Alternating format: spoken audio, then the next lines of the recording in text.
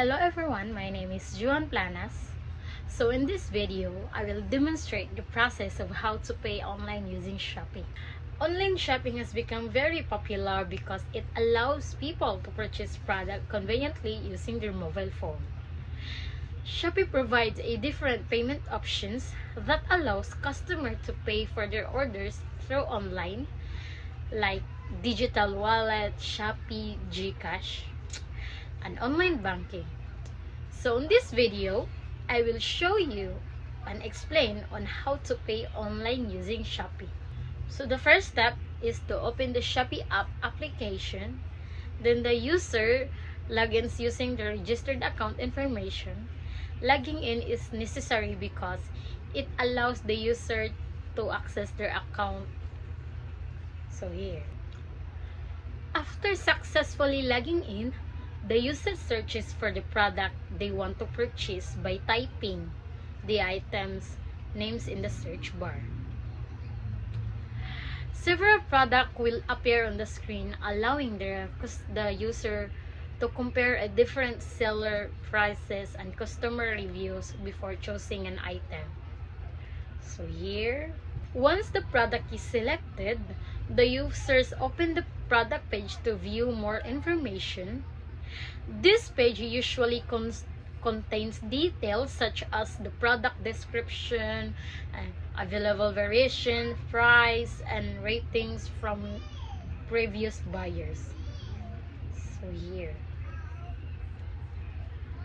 checking these details helps the user to decide whether the product is suitable to purchase.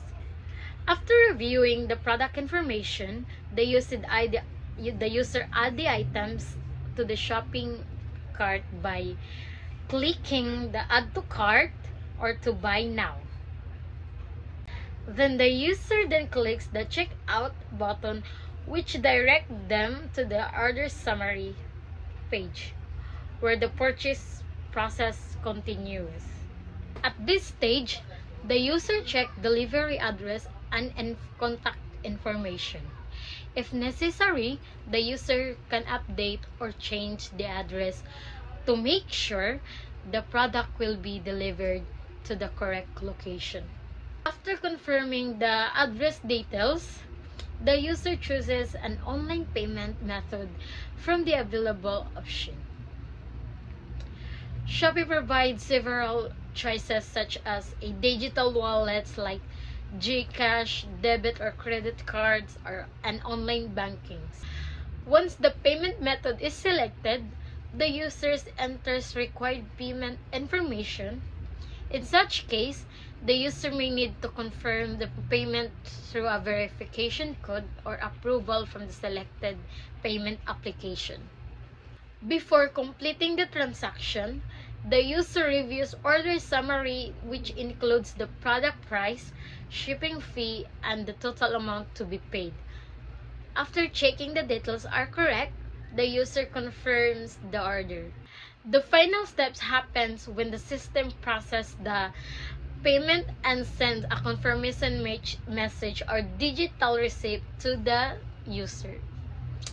This confirmation indicates that the payment has been successful and that the seller will begin to preparing the item for the delivery. So that's all for today, guys. So thank you for watching, and this is the sources link. Thank you, guys.